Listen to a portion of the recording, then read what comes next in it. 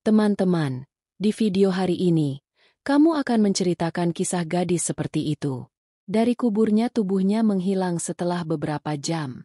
Dan ketika di dalam kuburnya, apa jadinya jika binatang aneh itu terlihat? Dosa apa yang dilakukan gadis itu?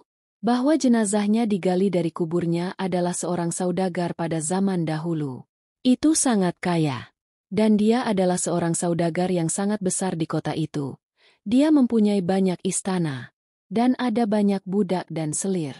Pengusaha ini mempunyai kebun buah-buahan sendiri, yang biasa ia jual kemana-mana. Pengusaha ini hanya memiliki satu anak perempuan, bernama Nur Iman. Pengusaha itu dengan penuh kasih menamakannya. Karena gadis itu lahir setelah bertahun-tahun menikah dengan saudagar itu. Dan pengusaha itu sangat mencintai putrinya. Inilah alasan yang keluar dari mulutnya. Memenuhi setiap permintaan. Pengusaha itu mempertimbangkan tugasnya. Istri saudagar itu juga sangat menyayangi putrinya. Dan kehidupan keduanya dijalani pada putri mereka. Inilah alasannya. Setelah melihat begitu banyak kemewahan dan kekayaan, gadis itu, Nur Iman, lambat laun menjadi keras kepala dan sombong. Melihat begitu banyak cinta dan kasih sayang dari orang tuamu, spontanitas aneh muncul dalam dirinya. Setiap kali Nur Iman keluar, dia selalu menggantungkan lehernya pada kepala kebanggaan dan kebanggaan. Semua orang sangat membencinya. Sebab cahaya iman sering kali hilang. Marah karena sesuatu. Dia tidak segan-segan memenggal kepala orang yang lewat. Dia ditemani oleh pasukan pelayannya, terdiri dari pria dan wanita. Pengusaha itu sangat mencintai kehidupan putrinya. Inilah alasannya setiap kali Nur Iman meninggalkan rumah. Jadi pasti ada banyak pengawal bersamanya. Suatu hari, Nur Iman pergi ke pasar seperti ini. Saat dia sering pergi jalan-jalan ke pasar, dan menjelajahi seluruh pasar bersama teman-temannya. Bahkan hari ini dia pergi ke pasar bersama karyawannya. Tiba-tiba dia melihat seorang lelaki tua di depannya. Orang tua itu sedang melihat ke arah Nur Iman. Nur Iman merasa gayanya sangat buruk karena dia sangat cantik, dan dia bangga dengan kecantikannya. Nur Iman memanggil orang tua ini untuk berjaga. Dan dia berkata, "Beraninya kamu melihatku seperti ini. Apakah kamu tidak tahu siapa saya?" Ketika Nur Iman mengatakan ini, dia mulai berkata, "Pak tua, kamu bahkan tidak menunjukkannya padaku. Jadi bagaimana aku bisa melihatmu? Putri, kamu pasti salah paham." Saat mendengar perkataan putri dari mulut lelaki tua itu, tubuh Nur Iman terbakar. Dan dia dengan marah berkata, "Apakah kamu ingin mengatakan ini? Bahwa aku berbohong?" Saat Nur Iman berbicara dengan marah, pengawalnya segera bergerak maju. Dan kemudian Nur Iman berkata kepada pengawalnya, "Ajari orang tua ini pelajaran sehingga dia mengingatnya dengan baik. Bahwa dia menatapku. Jangan dilihat. Juga tidak boleh datang ke hadapanku." Karena itu, Nur Iman bergerak maju dengan ketakutan dan kesombongan yang besar. Sementara para penjaga sering memukuli orang tua ini. Sementara itu, anak lelaki tua itu datang ke sana. Melihat kondisi ayahnya seperti ini, dia jadi bingung dengan para penjaga. Dan dia berkata, "Mengapa kamu membunuh ayahku? Tidakkah kamu tahu bahwa dia miskin, tidak berdaya dan bahkan tidak menunjukkannya?" Ketika putra lelaki tua itu, Amir, mengatakan ini, para penjaga mulai berkata, "Kami adalah budak ketertiban. Kami diberi perintah ini oleh Nur Iman. Dan kami tidak bisa menghindarinya." Setelah mendengar ini dari mulut penjaga, Amir bertanya siapa Nur Iman. Bukankah ini gadis yang sama yang sangat bangga dan sombong? Dan sangat bangga dengan kecantikannya. Dan siapa yang melarang kehidupan setiap orang di kota ini? Ketika Amir berkata demikian, penjaga itu berkata, "Ya, ini dia. Kami sendiri sangat lelah dengan penganiayaannya. Karena dia menegur dan membunuh siapapun dengan tidak adil. Dan dipecat. Ayahnya sangat mencintainya. Itu sebabnya dia tidak menghindari apapun." Hal yang sama telah menciptakan rasa egois dalam diri Nur Iman. Pembela mengatakannya. Dan meminta maaf kepada orang tua ini. Dia pergi. Sementara Amir menatapnya dengan mata penuh perhatian untuk waktu yang lama. kemana Nur Iman pergi dan penjaga itu juga mengikuti di belakangnya. Setelah tindakan Nur Iman ini, Amir berpikir sekarang dia pasti akan memberi pelajaran pada Nur Iman ini. Dan pasti akan menghukumnya karena kesombongannya. Karena kelakuan Nur Iman dengan ayahnya. Dia telah menusuk hati Amir. Amir menjemput ayahnya dari sana dan membawanya pulang. Dia mulai membalut lukanya. Ayah Amir miskin dan tua. Tidak tahan dengan lukanya. Sementara Amir terus-menerus sibuk dengan tanggung jawabnya. Selama 2 atau 3 hari, kondisi lelaki tua ini sudah teratasi. Dan sekarang dia sudah lebih baik. Lalu hari ini Amir meninggalkan rumah. Dia sedang memikirkan apa yang harus dilakukan terhadap Nur Iman. Kemudian Amir meninggalkan rumahnya dan langsung menuju ke rumah Nur Iman yang mirip istana. Dan obornya menyala di suatu tempat di istana. Amir melihat ke sana kemari. Langsung menuju kamar Nur Iman. Ruangan ini memiliki semua yang kami butuhkan. Dan kemegahan dan kelangkaan yang berharga ada di sana. Amir kaget melihat mereka. Saat itu Nur Iman sedang berbaring di tempat tidurnya. Tapi dia masih terjaga. Amir bersembunyi di balik tirai dan mulai memandangnya. Nur Iman mengenakan gaun merah muda. Dan dia terlihat sangat cantik. Amir terus menatapnya. Tapi kemudian dia ingat tujuannya. Dia langsung maju. Dan dalam waktu yang lama, Nur Iman digigit ular. Amir melihat semua ini lalu pergi. Sesampainya dari rumah Nur Iman, Amir terus berjalan tanpa tujuan di jalanan. Dan kemudian pada malam hari dia kembali ke rumahnya, di mana lelaki tua itu telah menunggunya. Dan dengan cemas bertanya kemana kamu pergi. Kamu tahu aku mengkhawatirkanmu. Amir malu mendengar hal ini dari ayahnya yang sudah tua. Dan dia berkata, Baba John sedang berjalan keliling kota seperti ini. Maafkan aku. Lain kali aku akan mengurusnya. Ayah Amir menggelengkan kepalanya saat bertanya pada Adab. Sementara Amir pergi ke kamarnya. Keesokan harinya seluruh kota bangkit dengan kebangkitan baru. Saat pengusaha tua dan istrinya ini mengetahuinya. Nur Iman itu sudah meninggal di tempat tidurnya. Hamba istimewa Nur Iman. Ketika dia datang dan menyampaikan berita ini kepada pengusaha itu. Dan pengusaha itu mulai memukul. Dan mulai membenturkan kepalanya ke dinding. Setelah mendengar berita kematian putrinya, dia tidak dapat menahan kesedihan ini. Kondisi istrinya serupa. Baik suami maupun istri mulai menangis. Dan berlari dengan liar ke kamar putrinya.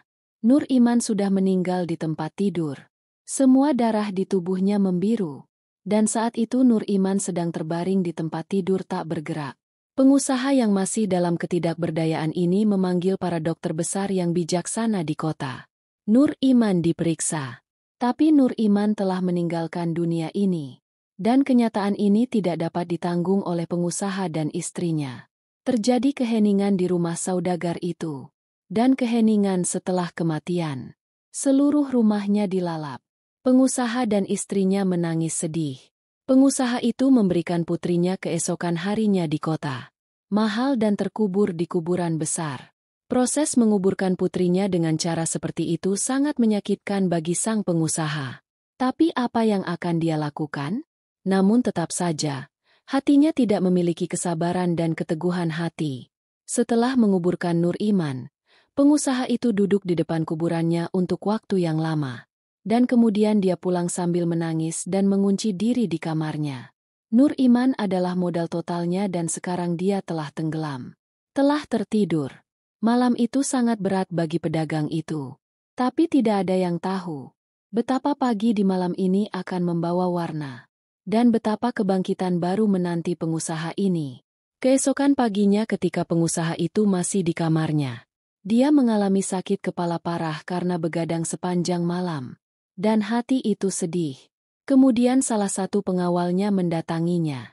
Dan dia berkata, Wahai Syekh, tahukah kamu bahwa di pagi hari, ketika saya akan mempersembahkan bunga di makam Nur Iman Bibi, pemandangan aneh muncul di hadapan saya. Merasa takut pada nada penjaga, kata pengusaha itu. Katakan padaku dengan cepat adegan apa. Kalau tidak, hatiku akan meledak. Atas perintah pedagang, penjaga menatapnya dengan mata ketakutan dan berkata, Wahai Syekh, ketika saya pergi ke sana untuk mempersembahkan bunga, jadi aku melihat kuburan bibi terbuat dari kapur, dan peti jenazahnya hilang dari dalam. Dan di dalam kubur itu banyak ular dan kalajengking. Siapa yang mengangkat kepalanya setelah beberapa saat? Sementara ular menebarkan bulunya. Mendengar ini, tanah keluar dari bawah kaki pengusaha itu. Dan dia segera bangkit dan berdiri di dekat leher penjaga itu. Dan katakan, "Bagaimana kabarmu? Apakah kamu punya ide? Anda berbicara tentang putri saya." Setelah mendengar perkataan pengusaha itu, penjaga itu berkata, "Saya mengatakan yang sebenarnya. Benar sekali. Aku bersumpah aku tidak berbohong. Datang dan lihat bersamaku. Maka Anda sendiri akan menemukan kebenarannya." Ketika penjaga mengatakan ini, pengusaha itu meninggalkan rumahnya pada saat yang bersamaan, dan langsung pergi ke kuburan. Dan sesampainya di sana, ketakutan terburuknya terbukti. Makam Nur Iman benar-benar terbuat dari kapur, dan tidak ada mayat di dalamnya. Sebaliknya, ada segerombolan ular dan kalajengking di dalam kubur. Pengusaha itu duduk di dekat kuburan seperti penjudi yang tersesat dan mulai menangis. "Ya Allah, inilah hukuman atas dosaku. Kemana putriku pergi? Siapa yang mencuri mayat putriku? Lagi pula, siapakah pengusaha malang yang duduk di sana sambil menangis?" Teruslah menangis. Tapi dia tidak mengerti. Lagi pula, siapa yang melakukan semuanya? Lalu saudagar itu berkata kepada penjaga bahwa dia harus mencari di setiap sudut kota dan melihat ini, di mana jenazah Nur Iman telah dibawa. Dapatkan khotbah di masjid-masjid. Dan selain itu, mereka menanyai setiap orang yang datang. Sesuai perintah pedagang, para penjaga menanyai setiap orang di kota. Dan semua orang di sekitar ditanya tentang Nur Iman.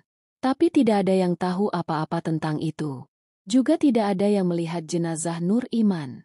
Dan tidak ada yang melihatnya dibawa pergi. Pengusaha itu sangat terkejut dan khawatir dengan hal ini. Jika seseorang dari sini memiliki iman yang ringan, telah mengambil mayat, lalu akhirnya seseorang pasti melihatnya. Seseorang pasti melihatnya. Tapi siapa orang itu? Dan kemana perginya? Tidak ada yang tahu tentang ini. Pengusaha itu sangat khawatir. Dan dia tidak mengerti. Di manakah ia harus menemukan cahaya iman? Karena tidak ada yang diketahui tentang hal itu. Dan itulah mengapa pengusaha itu sangat khawatir. Pengusaha itu pernah mengumumkan uangnya karena dia menginginkannya. Cari tahu mayat putrinya sesegera mungkin.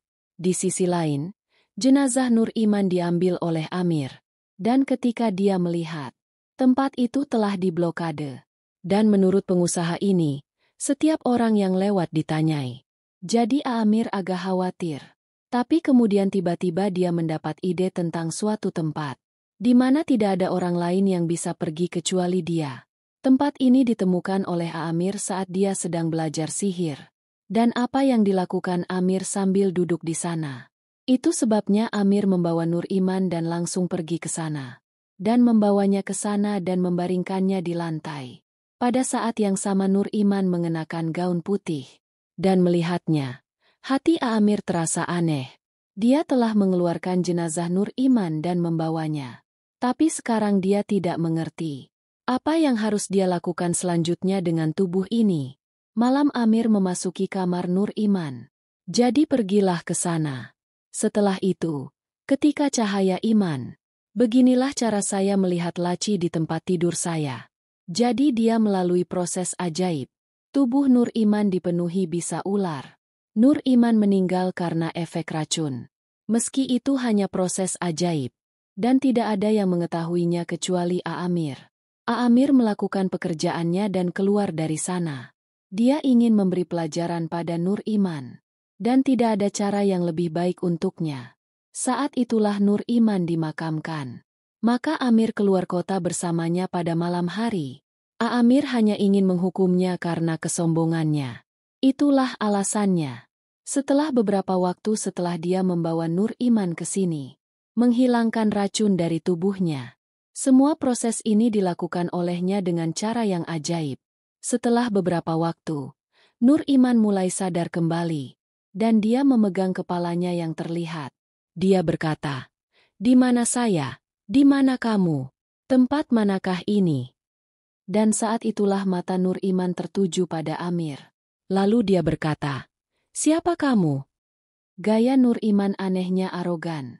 Dia hanya mengkhawatirkan hal itu. Di mana dia sekarang? Tapi apapun yang terjadi padanya sudah berakhir. Dia tidak ingat apapun. Lalu Amir berkata, "Kamu berada dalam tahananku. Dan sekarang selama aku ingin kamu tetap di sini." Setelah mendengar ini, Nur Iman mulai memarahi Amir dengan marah. "Tahukah kamu siapa aku? Siapa ayahku?" Dia berkata, "Saya tahu betul siapa Anda. Dan siapa ayahmu. Tapi kamu tidak tahu apa yang telah aku lakukan padamu. Dan sekarang kamu mati demi ayahmu." Satu mayat lagi untuk ditemukan yang tubuhnya membuat dia gila di seluruh kota. Setelah mendengar ini dari Amir, tanah terlepas dari bawah kaki Nur Iman. Dan kemudian dia mulai mengatakan, "Apa yang kamu katakan? Lagi pula, bagaimana mungkin aku masih hidup? Lalu bagaimana ayahku bisa membayangkan aku mati?" Setelah mendengarkan Nur Iman, Amir tertawa. Dan dia bilang, "Kamu meninggal 2 hari yang lalu. Aku membunuhmu. Dan kemudian saya mengeluarkan tubuh Anda dari kubur Anda dan membawanya ke sini. Dan semua ini dimungkinkan melalui proses ajaib. Kamu tidak tahu bagaimana aku membunuhmu dengan racun ajaib. Dan kemudian bawa tubuhmu keluar dari sini. Dan sekarang membangkitkanmu lagi." Nur Iman kaget mendengar hal itu dari Amir. Dia memandangnya dan berkata, "Anda tidak bisa melakukan itu. Bagaimana saya bisa mati? Saya ingin menjadi muda dan masih hidup. Pasti ada masalah denganmu. Anda berbohong." Nur Iman menolak perkataan Amir dan tidak mempercayainya sama sekali.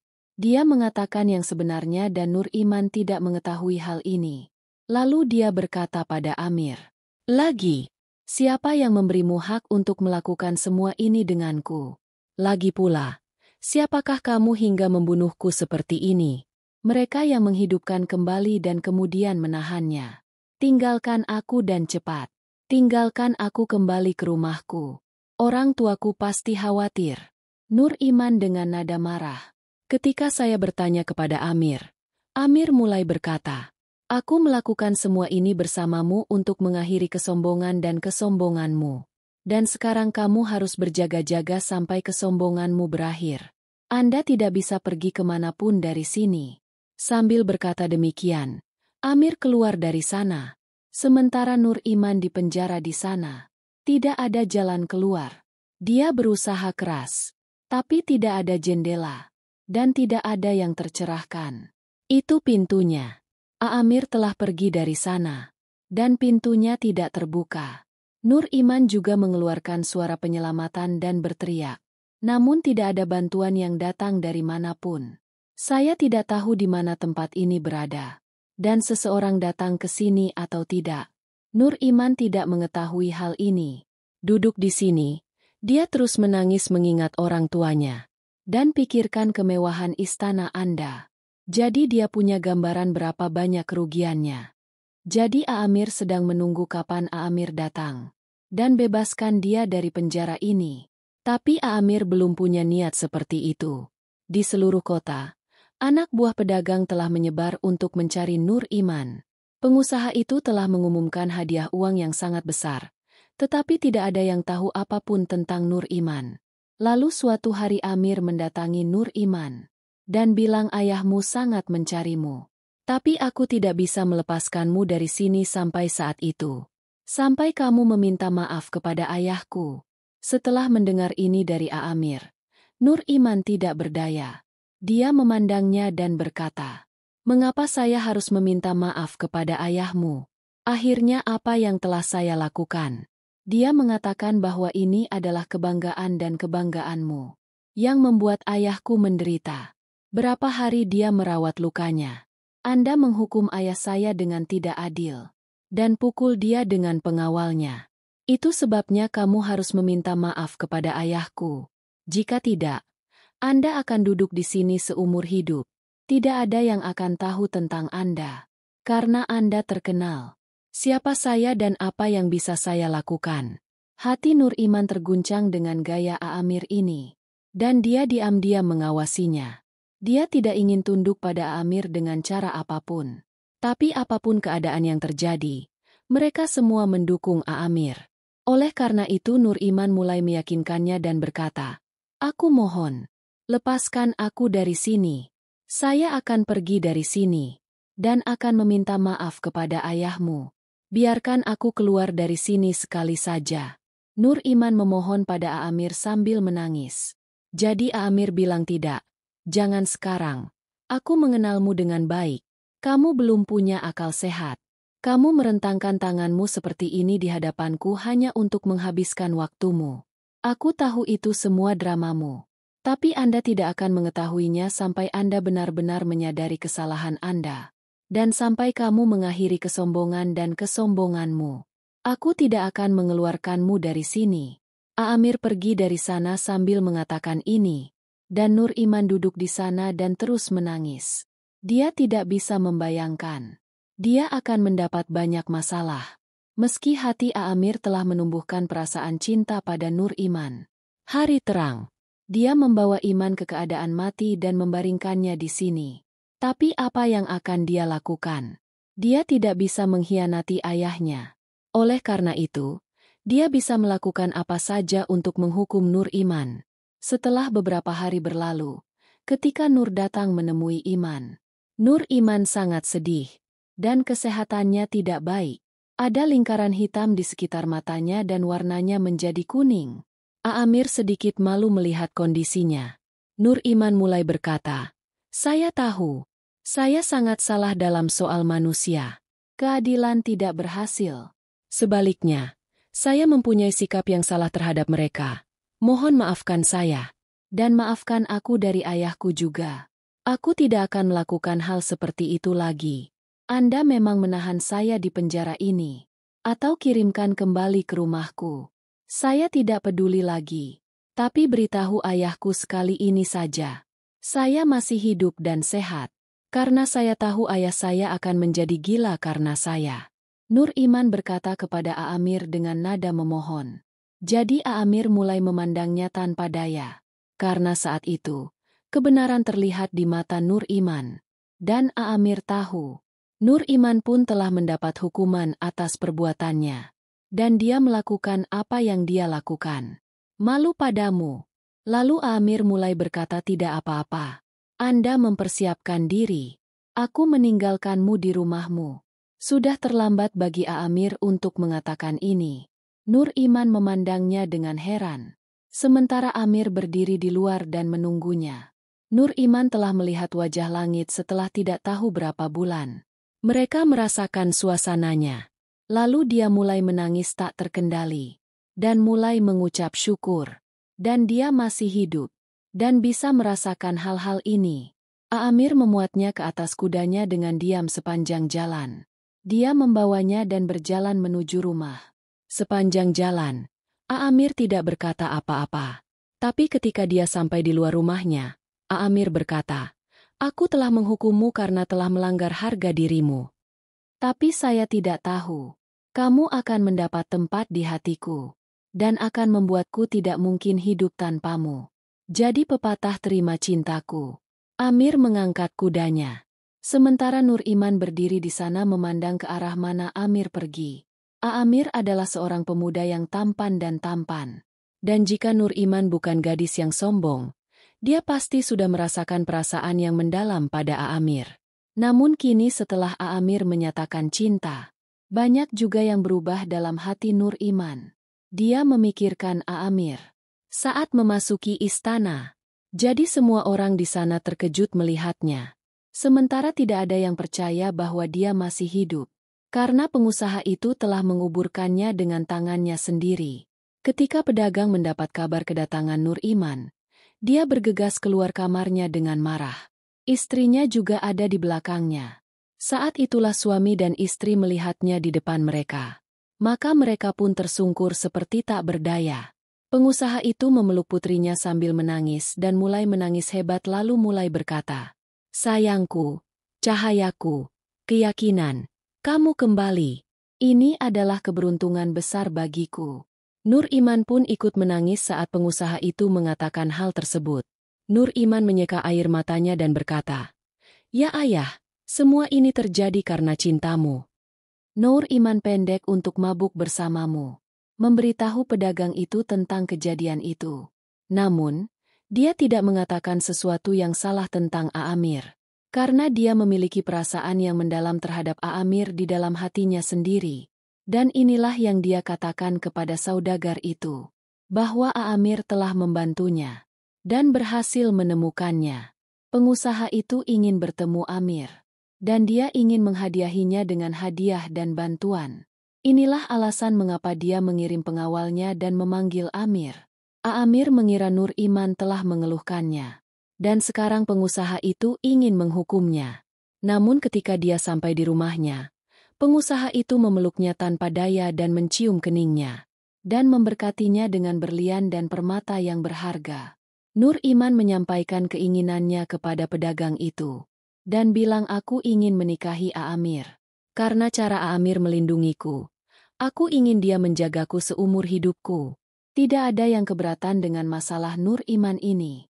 Dan pengusaha Amir terlihat berbeda pada pandangan pertama. Karena masa-masa indah Aamir terlihat di keningnya.